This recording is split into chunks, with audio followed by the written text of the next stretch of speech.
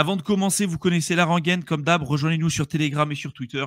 Vous avez les deux liens juste en dessous. Pas mal de choses qu'on présente sur ces canaux qu'on ne peut pas présenter spécifiquement sur YouTube. Donc, n'hésitez pas à nous rejoindre également aussi là-dessus. Allez, hop, je vous partage l'écran. Tac. Confirmez-moi que vous voyez bien l'écran. Je vais regarder. Normalement, vous devriez voir mon écran. Nickel. Donc là, pas mal de questions qui reviennent beaucoup sur les réseaux, notamment le Uptober qui se transforme en Rectober, spécifiquement parce que on se rend compte que les performances ne sont pas forcément au rendez-vous, en tout cas sur octobre. En général, octobre, c'est en général un mois qui fonctionne très très bien, qui est en général moins important que celui du mois de novembre. Donc on verra ce que va nous laisser transparaître le mois de novembre. Mais pour l'instant, en tout cas, les performances qu'on a eues sur le mois d'octobre ne sont pas exceptionnelles, quoi. Si on regarde au niveau des différents trimestres, sur 2025, regardez le premier trimestre, on était quand même à moins 12%. Plus 30% sur Q2, plus 6% sur Q3, Q4 pour l'instant. Alors, il est loin d'être terminé, mais pour l'instant, on n'est pas sur un trimestre exceptionnel. Ethereum, pareil, hein, franchement, pour l'instant, rien d'exceptionnel. Et pour autant, quand on fait les moyennes sur tous les mois, tous les derniers trimestres en fait de chaque année, alors il y a des périodes de bull market, des périodes de bear market, comme par exemple 2018, comme 2022 et puis 2014. Mais en général, on est quand même sur des revenus médians de plus 47% et des revenus moyens de presque 80% à la hausse, quoi. Donc, on est quand même censé être sur des performances importantes. Donc, on va attendre la fin et la clôture du mois d'octobre pour faire le bilan de où est-ce qu'on en sera exactement. Mais pour l'instant, regardez, hein, on en est sur du moins 0,75%. Avec quand même, on le verra au niveau de l'analyse technique, mais quand même des très grosses mèches qui sont dues aux liquidations dont on a énormément parlé aussi sur la chaîne YouTube. Je vous rappelle qu'il y avait des effets de levier qui étaient quand même monstrueux. Et à un moment donné, on a eu des liquidations de l'ordre de officiellement 19 milliards. Mais de ce que j'ai vu un peu officieusement, on serait sur des liquidations qui seraient beaucoup plus importantes. Je vous rappelle aussi que quand on voit ce genre de chiffres, c'est des chiffres qui représentent les sommes sous effet de levier, mais qui ne représentent pas véritablement les sommes qui ont été perdues par les investisseurs. Quand on parle d'une liquidation de 19 milliards, c'est pas 19 milliards qui ont été pris de la main des investisseurs. Typiquement, moi, si demain j'arrive, je mets 1000 euros en liquidité, par exemple sur Hyperliquid, et que j'utilise un effet de levier x10, c'est comme si je vais trader avec 10 000 balles, quoi. Donc, on va parler, si demain je me fais liquider, on va dire, tiens, il y a eu 10 000 balles qui ont été liquidées. Mais en fait, non, la réalité, c'est que l'investisseur derrière, il a perdu 1 000 euros, quoi. C'est parce qu'il a juste utilisé l'effet de levier x10. Voilà, donc c'est juste aussi à mettre en perspective par rapport à ce que vous pouvez voir aussi sur les réseaux sociaux. En tout cas, pour l'instant, mois d'octobre, pas exceptionnel. Alors que historiquement parlant, regardez, le mois d'octobre, on est quand même censé être avec un retour sur investissement moyen depuis 2013 de plus 20% et médian 14%. Là où on est sur normalement des performances beaucoup plus explosives, c'est le mois de novembre. Le mois de novembre, c'est censé être le meilleur mois presque de l'année. Regardez, avec 46% d'augmentation moyenne et 10% médian en prenant en compte les bear markets. En général, les bear markets, regardez, 2018, ça a quand même pas mal piqué. 2022 aussi. Mais le mois de novembre, on verra un petit peu comment ça va se passer. On est censé obtenir des performances beaucoup plus importantes. Pourquoi jusqu'à présent, on a quand même eu des performances assez éclatées au sol? Bon, déjà parce qu'il y a l'arrivée des institutionnels et puis en fait, il n'y a pas de retail pour l'instant. Il n'y a pas une vraie demande. Malgré l'augmentation qu'on a eue sur la partie Bitcoin et crypto de manière générale, il n'y a pas un engouement extraordinaire. Beaucoup d'achats se font OTC, donc pour avoir un minimum d'impact sur le prix. Et puis surtout, d'un point de vue macro, c'est pas franchement folichon, quoi. Sur le côté macro, on se rend compte on était toujours depuis le début de ce cycle en quantitative tightening. On va le voir tout à l'heure, mais ça pourrait être mis fin à cette politique de restriction un peu monétaire, notamment aux États-Unis, dans les prochaines semaines, prochains mois. Ça ne veut pas forcément dire qu'on sera en quantitative easing rapidement, mais ça, démêlé avec une baisse de taux, avec aussi le cours de l'or, on va en parler un peu tout à l'heure, mais le cours de l'or qui, en général, quand il explose les plafonds, ne veut pas forcément dire que les investisseurs veulent prendre des risques qui sont démesurés. En général, on recherche beaucoup plus une stabilité. Par contre, quand on a atteint un top sur l'or, on a une vraie rotation et une rotation de l'or directement sur Bitcoin avec tout ça, un assouplissement des liquidités, avec potentiellement aussi encore une continuation des baisses de taux, pourquoi pas du quantitative easing et également aussi un éclaircissement qu'on pourrait avoir d'un point de vue macro. Tout ça mis bout à bout, quand on prend en plus, vous verrez d'un point de vue technique ce qui se passe avec une continuation de la baisse de la dominance, avec une restructuration aussi et une continuation de la tendance, une surperformance de l'Ether sur le marché par rapport au Bitcoin, peut-être une atteinte du bottom des alts par rapport à Bitcoin si on a une fin du quantitative tightening. On se rend compte qu'on a un peu toutes les étoiles qui commencent à s'aligner pour une continuation de la tendance et pourquoi pas donc une belle performance sur une fin de trimestre, enfin sur un Q4 2025, on verra, et potentiellement une continuation de la tendance peut-être sur Q1, Q2, voire sur la suite de 2026. Ça, faudra le voir au fur et à mesure. Mais en tout cas, on n'est pas, enfin pour moi, hein, on n'est pas sur une fin de cycle. Ceux qui ont connu des cycles d'avant et qui ont connu notamment des périodes euphoriques, ceux qui vous parlent de périodes euphoriques sur la crypto et tout, pour moi, ils n'ont jamais connu de cycle haussier. Hein. Quand on parle justement d'explosion à la hausse, et en général, quand on a une fin de cycle en crypto, une fin de bull run, ça se termine avec une vraie période d'euphorie, ce qu'on n'a absolument jamais connu. Enfin, on a eu quelques périodes de surchauffe, là je suis d'accord, mais regardez l'Ether, pas eu des performances extraordinaires. Les alts, c'est encore pire. Il y a quelques alts qui ont performé, mais on est très très loin d'une période vraiment euphorique, hein, même s'il y a eu, encore une fois, quelques épisodes de surchauffe. Je vous rappelle quand même qu'en 2021, il y avait quand même beaucoup de gens qui achetaient, je sais pas, des JPEG, de photos de singes, des photos de cailloux, de crevettes, tout ce que vous voulez, pour plusieurs millions, voire dizaines de millions de dollars, avec des célébrités qui mettaient en photo de profil des NFT et tout. On est très très loin d'une exubérance quand même sur le marché et encore moins sur la partie crypto. Quand on voit une exubérance, je ne sais pas si vous avez vu, je l'avais partagé sur Twitter, mais notamment sur l'or, on avait là dernièrement des queues de partout, que ce soit au Vietnam, que ce soit au Laos, que ce soit en Thaïlande. Il y en avait aussi énormément aux États-Unis, en Europe, des queues énormes pour aller acheter de l'or. Là, on parle d'exubérance, quand on parle aussi de surperformance. L'or, depuis 2020, les années 2000, a surperformé énormément d'actifs quand même. Et les performances là sur les 2 dernières années, quand même exceptionnelles. Donc, quand on a une phase comme ça exponentielle et ce qu'on appelle un peu une charte en cross de hockey, hein, c'est-à-dire qu'au début, ça part un petit peu vers le bas, ça latéralise un peu, puis ensuite, ça fait que monter, et ça corrige très, très peu. Quand vous avez des retails qui sont en train de faire la queue pendant des heures et des heures pour aller acheter de l'or dans les sommets, voilà, là, on parle vraiment d'exubérance, d'accord? Les performances qu'il y a eu aussi sur les entreprises minières dernièrement sont bien plus que celles qu'on a pu obtenir sur l'or. Donc voilà, on est absolument très très très loin de ça sur la partie crypto. Donc pour moi, hein, encore une fois, je peux me tromper, mais en général, on parle de top de cycle, non pas quand tout le monde s'est fait rect et quand on a des alts qui sont en bear market presque depuis 4 ans. Si vous regardez la charte des alts par rapport à Bitcoin, ils sont en bear market depuis 2021. Quoi. Depuis la fin 2021, ils sont en bear market. Typiquement, ils font des points bas de plus en plus bas et des points hauts de plus en plus bas. Donc ça, c'est pas synonyme de bull run, d'accord? Même si sur le court terme, vous pouvez avoir des alts qui surperforment certaines cryptos. Il y a des alts qui ont très très bien performé, comme Solana, comme le BNB, comme Tao par exemple. Mais c'est une minorité, quoi. L'écrasante majorité des alts sont encore très largement en dessous de leur précédent plus haut. Et il n'y a absolument pas eu de performance aujourd'hui digne de ce nom. Et encore une fois, je le dis, hein, mais quand on a un top de cycle, vous verrez que quand on parle de top de cycle, la majorité des gens vous diront non, non, il n'y a pas de top, tout simplement parce que tout le monde gagne de l'argent, tout le monde est riche, tout le monde a l'impression d'être le dernier Warren Buffett et tout le monde poste sur les réseaux sociaux les dernières plus-values qu'elles ont effectuées. Aujourd'hui, c'est absolument pas le cas. D'ailleurs, même si vous regardez d'un point de vue aussi empirique, les vues sur les chaînes YouTube qui restent quand même aussi un proxy intéressante pour voir un peu ce qui se passe. Il y a pas mal de sites aujourd'hui qui permettent de le faire et de faire un agrégat de toutes les chaînes crypto, alors francophones qui représentent vraiment pas grand-chose, mais plutôt anglophones et américaines de manière générale. Entre le top de 2021 et aujourd'hui, la plupart des chaînes ont perdu entre 90 jusqu'à 95-97% de leur visibilité aujourd'hui. Donc si après ça, après toutes ces indicateurs, tous ces indices-là, les gens continuent de dire que ça a été un top de cycle, on verra, mais ça sera le pire cycle de la crypto de toute l'histoire. Pour moi, un cycle crypto et surtout un top se fait en euphorie. Il ne se fait pas dans une période où tout le monde s'est fait rect, globalement.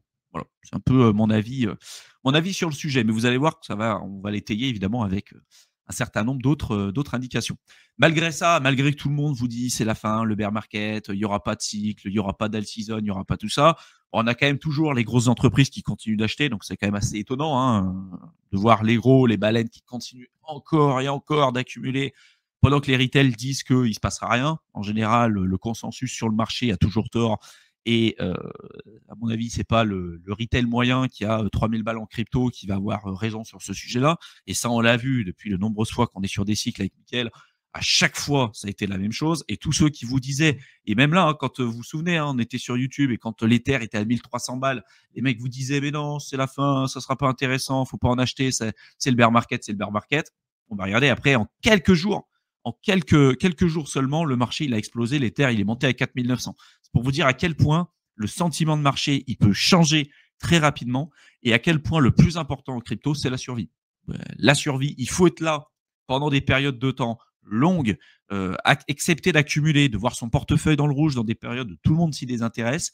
Et quand ça augmente, c'est en un claquement de doigts, ça augmente quelques jours, quelques semaines. Et en général, vous pouvez récupérer en 4 ans des pertes. On en parlera notamment avec ce qui s'est passé sur le Zcash, mais en une bougie hebdomadaire, vous pouvez récupérer peut-être les pertes que vous avez eues pendant 4 ans. Sauf que pour être présent pour une bougie qui arrive comme ça du jour au lendemain et qui permet de récupérer 4 ans potentiellement de pertes, bah, il faut être là sur toutes les années d'avant, accumuler, être présent, suivre le projet, etc. Ce que font pas les gens. La plupart des gens, ils attendent des confirmations. Et quand il y a des confirmations, bah, le truc, il explose d'un coup. Et donc, on achète des tops et après, on se retrouve dans la merde encore pendant 4 ans. C'est pour ça que la crypto, c'est avant tout un jeu de survie. Mais vraiment, regardez, encore une fois, ce que font les héros. Et pour l'instant, bah, ils sont toujours en train d'accumuler énormément, énormément, énormément. Et moi, je pense que beaucoup de gens se désintéressent de la crypto au pire moment parce que bah, là où tout le monde s'attendait à avoir des belles perfs en fait sur 2025, on verra. Moi, je pense toujours qu'on aura un très bon dernier trimestre et un très bon premier trimestre 2026. Mais on serait peut-être aussi sur un modèle où on casserait ces cycles de 4 ans, ce qu'on explique depuis longtemps parce que les cycles de 4 ans, tout le monde vous dit que c'est rythmé par les épisodes de halving, etc. Tout à fait possible aussi que ce soit beaucoup plus lié au cycle de liquidité et à la macro que simplement aux, aux épisodes de halving. Donc on voit que il y a des boîtes, notamment celle de Trump, là, la boîte minière qui s'appelle American Bitcoin, qui aujourd'hui a racheté 1414 Bitcoin pour un total presque de 4000 BTC qu'ils détiennent. On a Stratégie qui continue encore d'en acheter, mais là, évidemment, avec le cours qui baisse, ben, ils ont peut-être plus énormément de levée de fonds disponibles pour pouvoir en racheter. Et à chaque fois, c'est ce qu'on remarque. Quand le Bitcoin explose, bah, les gens ont beaucoup plus envie d'acheter des actions MicroStrategy parce que c'est un effet de levier. Et du coup, ça donne encore plus de levier pour justement stratégie pour acheter du Bitcoin. Et quand on a des latéralisations, des baisses et tout, en général, il y a un peu moins de demande, donc un peu moins d'effet de levier. Mais il continue encore d'en racheter.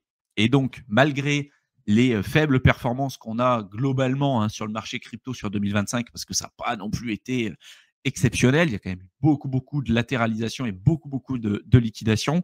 Entre-temps, il y a eu des accumulations tellement importantes sur les entreprises, sur les ETF et puis sur les entreprises donc privées, publiques, etc., que derrière, ça laisse quand même peu de marge de manœuvre pour monsieur et madame tout le monde pour se procurer du Bitcoin, parce qu'il y en a quand même de moins en moins. Pour vous donner un ordre d'idée, là, depuis que l'on a le lancement des entreprises, ils ont pu accumuler depuis le début plus d'1 million de Bitcoin concernant les entreprises.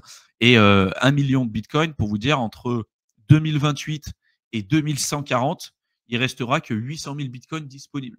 Donc là, en l'espace de 2-3 ans, on a quand même eu avec les entreprises, et puis si on rajoute les ETF, c'est encore pire, ils ont acheté plus d'1 million de Bitcoin. Si on prend entre 2028 et 2140, il en restera que 800 000 à jamais disponibles. C'est pour vous dire que voilà, là, on passe vraiment d'une période où c'était quand même plutôt drivé par les retails, avec des grosses phases euphoriques, des gros mouvements de foule, etc. Là, on a une accumulation qui se fait presque en silence, avec très peu d'impact sur le prix, parce qu'il y a beaucoup, beaucoup d'achats qui se font OTC. Et peut-être, il y a une spéculation aussi pas mal sur peut-être est-ce qu'on aurait du Bitcoin papier, mais bon, ça, je pense que ça sera pas aussi maintenable que ce qu'on a eu en l'occurrence sur l'or pour suppresser le prix. Heu, c'est un peu la théorie de Max Keiser sur le sujet. Mais force est de constater qu'il y a une demande qui est quand même importante, que le cours du bitcoin a quand même énormément augmenté, hein. Entre les 16 000 balles et les 125 000, il y a quand même eu des performances quand même significatives. Mais pour l'instant, il y a que le bitcoin qui a pu, véritablement en profiter, vraiment beaucoup, quoi. Le reste du marché, il y a eu quand même eu des augmentations depuis le plus bas, du cycle, mais on est encore très, très loin d'une exubérance, de marché et cetera et cetera. Donc comme tous ceux qui, commencent à changer, et on le voit aujourd'hui, hein, la plupart des personnes, et c'est peut-être le cas de votre côté, hein, mais la plupart des gens dans ce stade de cycle, et on le voit à chaque fois quand il y a avant d'avoir un gros retournement, les gens commencent à passer bitcoin maxi, quoi. Quand on a les bitcoin maxi qui commence à charter l'Ether, qui commence à charter toutes les autres cryptos en disant regardez, c'est que Bitcoin, c'est only, il y aura plus d'alt season, ça sert à rien, les alts remonteront jamais et tout. C'est en général le meilleur moment pour acheter des alts. Et en général, on atteint un bottom sur les alts par rapport au Bitcoin. Et après, on passe vraiment sur l'effet inverse avec une vraie volonté de reprendre des risques. Et on le voit d'un point de vue macro. On le voit d'un point de vue macro. L'or a peut-être topé. On a des grosses divergences baissières sur la dominance du Bitcoin. On a une grosse divergence baissière sur le cours de l'or. Et vous pouvez vous amuser à charter, on en reparlera un peu tout à l'heure, mais le cours du Bitcoin par rapport à l'or, le graphique n'a pas encore dépassé le précédent plus haut. Si on fait le ratio entre le cours de l'or, le cours du Bitcoin en dollars par rapport au cours de l'or, on est encore on est encore en dessous du cours de 2021. Donc ça, évidemment, on n'a eu aucun cycle jusqu'à présent où ça a été le cas. La période euphorique, c'est quand le Bitcoin surperforme très largement l'or. Et en général, on a une rotation des capitaux et des profits qui ont été faits sur l'or pour aller sur Bitcoin. Pour l'instant, on commence à l'entrevoir, mais on est encore très très loin de cette phase exponentielle. Donc c'est pas maintenant, pour moi, hein, c'est pas maintenant qu'il faut baisser les bras. Si on regarde au niveau des ETF, alors regardez, au niveau des ETF, il y a eu quelques sorties sur le mois d'octobre. Là, le 15, le 16, le 17, et cetera. On a eu de nouveau quelques rentrées. Là, on est reparti en positif. Regardez, hein, les gens vous disent bear market, bear market. Bon, la petite correction qu'on a eue, elle est encore très, très loin de celle qu'il y avait eu à l'époque ici, quand le bitcoin, il était passé de 110 000, 115 000 à 75 000 dollars. Et je me souviens que même à l'époque, les gens vous disaient bear market, c'est bon et tout. Et nous, on était sur YouTube, les vidéos sont encore d'actualité, où on vous disait qu'à 75 000, c'était encore trop tôt pour parler de bear market, et qu'il fallait vraiment qu'on ait une cassure franche et qu'on ait vraiment des clôtures, ce qu'on n'a absolument pas eu. Et on a continué la tendance. Regardez ce qui s'est passé juste après. La plupart des gens, en fait, qui réagissent sur le court terme en termes de prix, qui n'ont pas une vision sur plusieurs années, en fait, se font éclater. Voilà, je le redis, hein. La plupart, regardez tous ceux qui vous parlaient des superbes rendements qu'ils faisaient sur les effets de levier, les superbes niveaux de prix sur lesquels ils étaient rentrés sur des alts, sur des niveaux de bear market de 2022. Même eux se sont fait éclater sur des effets de levier x2. Il y a plein d'exemples autour de nous. Donc, voilà. Si vous êtes en spot, si vous avez cette vision long terme, si vous avez compris que c'est plutôt aujourd'hui là où ça coince, c'est plutôt dans le côté macro, mais que c'est comme un pendule. Là, on était plutôt sur une volonté de limiter les risques. Il y en a aujourd'hui des investisseurs institutionnels qui rentrent, qui veulent pas faire du bruit, et du coup qui rentrent sur les gros actifs. Et comme à chaque fois, les arbres poussent pas jusqu'au ciel. Il y a un moment donné, la bascule va changer. Les gens voudront de nouveau prendre beaucoup plus de risques. Et quand ce sera le cas, la dominance va commencer à baisser. Et là, à mon avis, ça va commencer à piquer. Ça ne veut peut-être pas dire, évidemment, que tous les alts vont augmenter dans les mêmes proportions. Ça ne veut pas dire non plus qu'on aura encore des x10, x20, x100, x150 et encore plus que ce soit les rendements auxquels vous devez prétendre et que vous devez attendre avant de prendre des profits. Mais de là à dire que tous les alts ne performeront plus jamais, il n'y aura que le Bitcoin, et que d'ici 2145, il n'y aura que Bitcoin only, il n'y aura plus jamais d'exubérance sur le marché crypto et encore moins sur les alts. Voilà, ça, on a entendu cette rengaine depuis qu'on est en crypto, en fait, et à chaque fois, ces gens-là ont eu tort. Voilà, donc, a priori, il n'y a pas de raison que ce soit différent. Par contre, c'est le timing, évidemment. Et là, il y a un questionnement là-dessus. On l'a déjà évoqué des centaines de fois sur la chaîne YouTube. Au niveau de l'Ether, là, c'est un petit peu plus mitigé, en tout cas dernièrement sur le mois d'octobre, hein. Voilà, il y a eu quand même pas mal de sorties, il y a eu quelques rentrées, mais globalement, il y a quand même eu pas mal de sorties. Si on regarde le graphique, si ça veut bien s'afficher, voilà, on a eu une petite correction. Voilà, mais pour moi, c'est qu'une question de temps avant que ça reparte à la hausse. D'autant plus quand on regarde d'un point de vue technique, d'un point de vue macro, on va justement en parler ici. Il y a quand même beaucoup de choses positives qui arrivent et qui permettraient au pendule justement de passer d'une volonté de stabilité, de protection, et pas vraiment une volonté de prendre des risques, à l'inverse, à vouloir prendre éventuellement plus de risques. Première chose, on va dire, c'est clairement une saga, on a l'impression de voir un mauvais feuilleton sur la télé quoi, mais une mauvaise série, avec les tarifs notamment de Trump. C'est, «Tiens, je te mets des tarifs, ah bah non, j'arrête, ah je te remets des tarifs, j'arrête» et cetera. Bon, là dernièrement, il y a, la Chine qui a voulu taxer un certain nombre de produits, venant des États-Unis et donc Trump ça l'a saoulé, il a dit, à la Chine: «Allez, on te remet, 100 de tarifs en plus». Et là, les gens ont commencé à dire c'est la fin, du coup, encore une fois, les tarifs de Trump, il y a de l'incertitude sur les marchés. Bon, évidemment que c'est pas un truc qui va rester. On a connu ça 50 fois. Je veux dire, c'est pas non plus un truc qu'on vient de découvrir, quoi. Et là, comme par hasard, voilà, on serait prêt à négocier, la Chine serait prête à négocier, de faire un deal avec les États-Unis d'ici les prochains jours. Donc évidemment que c'est un truc qui, sur le court terme, peut faire un peu peur. Mais franchement, là, d'ici quelques jours, quelques semaines, ça sera terminé comme les autres choses qu'on avait pu évoquer, comme la fameuse nouvelle troisième guerre mondiale, ça a duré 3 semaines et puis après ça s'est terminé. Les anciens tarifs de Trump, ça a été pareil. Donc d'un point de vue macro, là clairement c'est quelque chose qui est vraiment sur le court terme, mais ça va évidemment, cette incertitude va s'éclaircir. On a également des grosses banques comme JP Morgan qui s'attendent à avoir une fin du quantitative tightening d'ici la semaine prochaine. Donc ça, c'est très positif sur les alts. Et je vous rappelle qu'on en reparlera tout à l'heure au niveau de l'analyse technique, mais les alts par rapport à Bitcoin, en général, trouvent un bottom quand on a une fin du quantitative tightening. Donc ça, lié à une continuation de la dominance du Bitcoin avec un éclaircissement d'un point de vue macro, la baisse de taux, l'arrêt du quantitative tightening, ça fait quand même beaucoup de choses au niveau macro qui font qu'on se rapprocherait en termes de pendule vers une continuation de la tendance et vers une volonté de prendre plus de risques, notamment au niveau des alts. Pour l'instant, c'est pas encore fait, mais voilà, on est sur quelque chose d'intéressant. Moi, j'adore toujours résumer le truc en ratio risque-rendement. Hein. Quel est le risque que vous prenez aujourd'hui en achetant le bottom et sur un bear market qui dure sur les alts par rapport à Bitcoin depuis plus de 4 ans, ou d'attendre une énième confirmation qui, lorsqu'elle arrivera, vous achetez peut-être des produits qui seront 4, 5, 6, 7, 10 fois plus chers. C'est un peu le jeu, mais aujourd'hui, en termes de risque, racheter aujourd'hui des alts qualitatifs, performants, sur lesquels vous croyez et sur lesquels il y a un vrai potentiel de rendement par rapport au risque que vous prenez, pour moi, c'est un no-brainer, hein, clairement. Et pour tous ceux qui veulent justement, qui se posent des questions, quels sont les alts à acheter, etc., c'est encore le temps. Hein, vous avez le programme d'accompagnement. N'hésitez pas à y jeter un coup d'œil parce que là, on est prêt.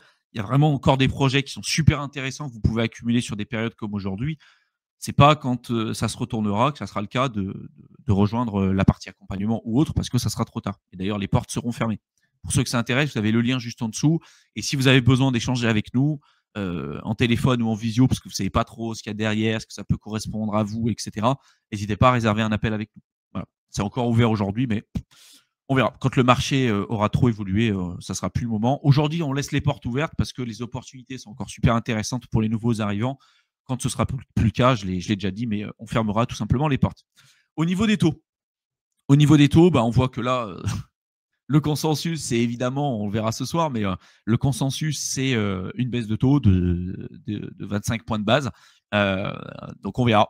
Mais à presque 100%, c'est une baisse de taux. Donc c'est ce qui est attendu. Et sur le mois de décembre, pareil, hein, grosse majorité, plus de 90%, soit une, soit deux baisses de taux.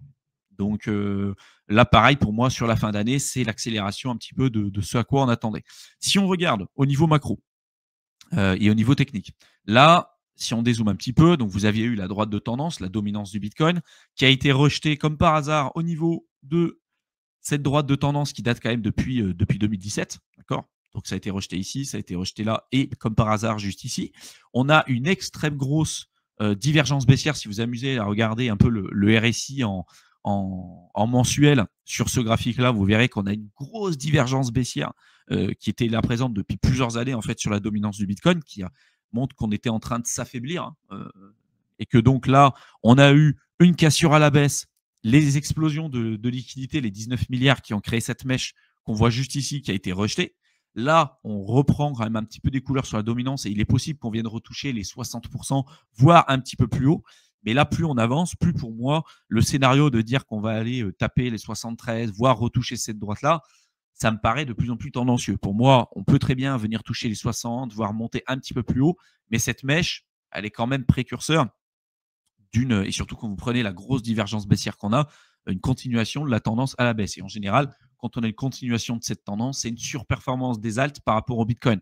Pour l'instant, malgré ce que les gens disent, je pense qu'on est toujours en phase 2. Phase 2, qui est la surperformance globale de l'Ether par rapport au Bitcoin. Même si sur le court terme, évidemment, c'est pas encore exceptionnel, mais on est toujours pour l'instant sur cette phase 2. Quand on regarde la charte du Bitcoin, bon, bah, les gens disent bear market, bear market. Il n'y a rien de baissier par rapport à tout ça.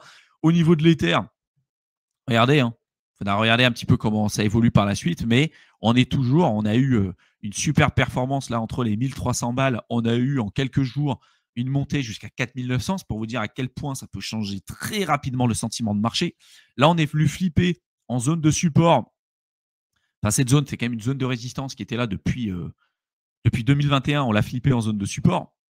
Donc pour l'instant, moi, ce que j'aimerais, c'est qu'on arrive à la conserver. On a eu des grosses mèches qui ont été tout de suite rachetées avec les grosses liquidations qu'on a eues. Donc évidemment, ça, quand on a eu cette baisse-là, ça a augmenté la dominance du Bitcoin et puis bah, évidemment, ça a perdu en termes de dominance sur la plupart des alts.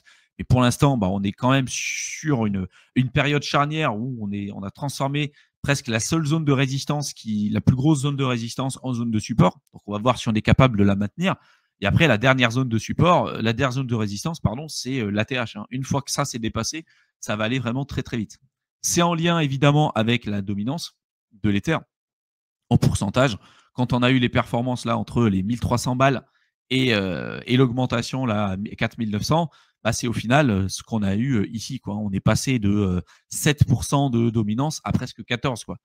Donc on est vraiment toujours aujourd'hui en phase 2 avec une surperformance de l'Ether normalement par rapport au Bitcoin et c'est censé continuer encore pendant peut-être plusieurs semaines, plusieurs mois tant qu'on n'a pas dépassé la TH et que l'Ether n'a pas fait vraiment ses perfs. Pour l'instant, c'est absolument pas le cas. Regardez, hein, on est encore très très loin du plus haut de 2021. Quand on prend la charte de l'Ether par rapport à Bitcoin, on est encore très très loin du plus haut de 2021. Il y a eu des perfs, mais pour l'instant, voilà, on est en train de consolider. On peut avoir une surperformance du Bitcoin momentanément, mais pour moi, la suite logique dans les prochaines semaines, prochains mois, la suite logique, c'est on va aller baisser. Hein. On va aller chercher plus bas. Vous pouvez vous amuser à regarder aussi sur le Total 3 en excluant l'USDT par rapport à l'Ether. Donc là, on voyait très bien que de avril jusqu'au mois d'août, en fait, l'Ether a surperformé les alts.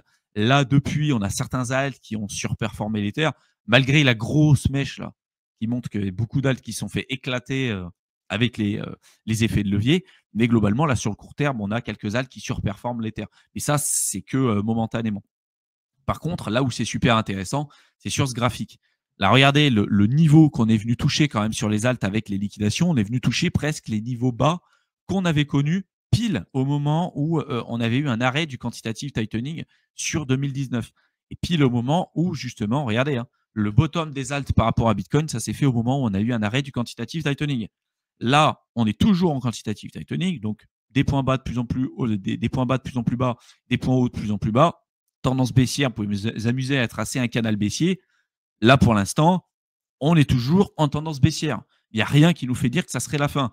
D'un point de vue macro, comme je l'ai dit tout à l'heure, peut-être un arrêt du quantitative tightening. Et dans ce cas-là, ça pourrait peut-être marquer un bottom des alts par rapport au Bitcoin. Et là, ça serait extrêmement positif parce que ça, couplé avec la baisse de taux, avec la baisse de la dominance, les rotations de capitaux, etc., l'or qui aurait topé, qui commencerait à être vendu pour acheter du Bitcoin et tout, on pourrait atteindre justement rapidement cette phase parabolique, d'autant plus qu'il y a peu de coins disponibles. Hein. L'accumulation a quand même été massive, donc les mouvements aussi pourraient être très, très, très explosifs, quoi.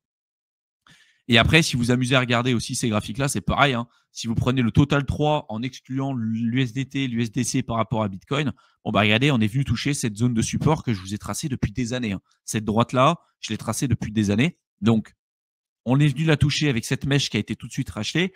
Est-ce que ça veut dire que c'est bon, on a déjà atteint le bottom et tout? Pas certain.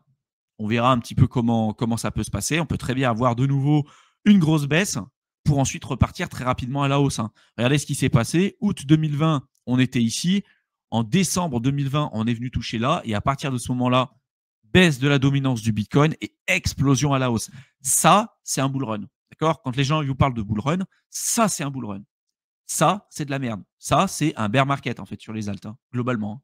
D'accord? Vous pouvez avoir des alts qui surperforment un peu, mais globalement, bear market. C'est pas un bull run, ça. D'accord? Ensuite, ça, J'en avais déjà pas mal parlé, mais je peux en reparler un peu. C'est un graphique intéressant. Quand vous prenez le total 2, vous le divisez par le cours du Bitcoin en dollars, ça vous fait un ratio qui est intéressant avec des zones pour acheter, notamment sous-performance des alts par rapport à Bitcoin avec des niveaux super intéressants. Et ici, en général, une surperformance des alts par rapport à Bitcoin pour prendre des profits. Vous êtes sur des niveaux là, par exemple, pour prendre des profits sur 2017-2018, donc là, en général, on est sur des super niveaux. Pareil ici, sur fin 2021, début 2022, vous avez encore des alts qui pouvaient encore augmenter. Là, aujourd'hui, les mecs vous disent bull run, fin de bull run. Regardez la charte et la gueule du truc. Voilà. Si ça, c'est un bull run, franchement, j'ai un peu du mal à le croire, quoi. Et encore une fois, la plupart des gens qui vont vous dire ça, c'est un peu basé sur, enfin, c'est basé sur rien, quoi. La plupart du temps, ils vont vous dire oui, mais regarde, cet alt-là, il a performé. Oui, comme dans chaque cycle, tu as des alts qui vont surperformer à un moment donné, comme à chaque fois. Mais c'est une extrême minorité. La majorité des alts n'ont pas vraiment performé, quoi. Ce que je voulais vous montrer, c'est globalement là où, si on exclut le top 10, bah, la plupart des alts, en excluant le top 10, ont quand même eu des performances depuis le début. C'est là où je suis d'accord qu'il y a quand même eu des performances. Mais on est encore largement en dessous du plus haut du cycle d'avant. Et c'est la même chose quand vous prenez ce graphique-là. Là, en prenant le total market cap crypto, en excluant le Bitcoin et l'Ether et les stablecoins, on est sur un canal haussier, sur un canal de consolidation qui est là depuis, regardez, hein, qui est là depuis 2017, quoi. Vraiment sur un triangle de compression. On est toujours dans ce triangle de compression. La liquidité et les liquidations qu'on a eues, regardez, la mèche que ça a eu, c'est énorme et tout de suite, ça a été racheté. Donc après, on peut très bien s'amuser à encore tracer ça et puis faire ça, par exemple, et se dire, OK, bah, à un moment donné, on peut très bien venir retoucher cette borne basse, retoucher cette zone-là et tout. Et à un moment donné, quand ça va être breaké, pour moi, ça sera plutôt à la hausse. Il faudra voir. Il y a aussi une possibilité que ça soit breaké à la baisse, mais un mouvement comme ça, si ça break à la hausse, si en plus de ça, c'est en lien avec une macro qui s'éclaircit, une fin du quantitative tightening, pourquoi pas encore une baisse de taux, du quantitative easing, et puis mixer à ça avec un top sur les gros actifs macro, comme par exemple l'or, on verra, hein, est-ce qu'on a atteint un top sur l'or ou pas. Là, ça me semble quand même. Regardez, hein, quand on parle de bull run, c'est ça. Hein, il y a eu un bull run quand même assez fou sur l'or, après une période de consolidation qui était assez longue, hein, depuis 2012, 2011. On avait eu une correction, une consolidation, etc. Hein. Regardez, pendant tout 2020, 2021, voire 2022, on était en consolidation en fait sur l'or parce qu'on était sur une surperformance des actifs risqués parce qu'on était en quantitative easing principalement. Regardez après, à partir du moment où on était en quantitative tightening et que les gens ont eu peur d'un point de vue macro et tout, ils sont allés sur l'or. Et regardez le bull run qu'il y a eu. C'est quand même assez fou. Hein. Je sais pas les performances qu'il y a eu par rapport là à la fin de ce truc.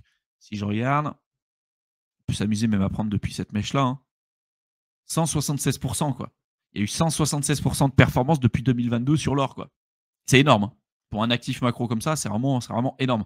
Et en général, ce qu'on observe, c'est que quand on a un top sur l'or, il y a un switch, il y a une vente de l'or pour aller sur une partie sur Bitcoin. Et là, on commence à attaquer la phase exponentielle. Et d'ailleurs, si vous regardez le ratio, ce que j'ai dit tout à l'heure, Bitcoin-or, vous êtes sur un graphique qui est super intéressant et aujourd'hui qui est encore très loin du top de 2021.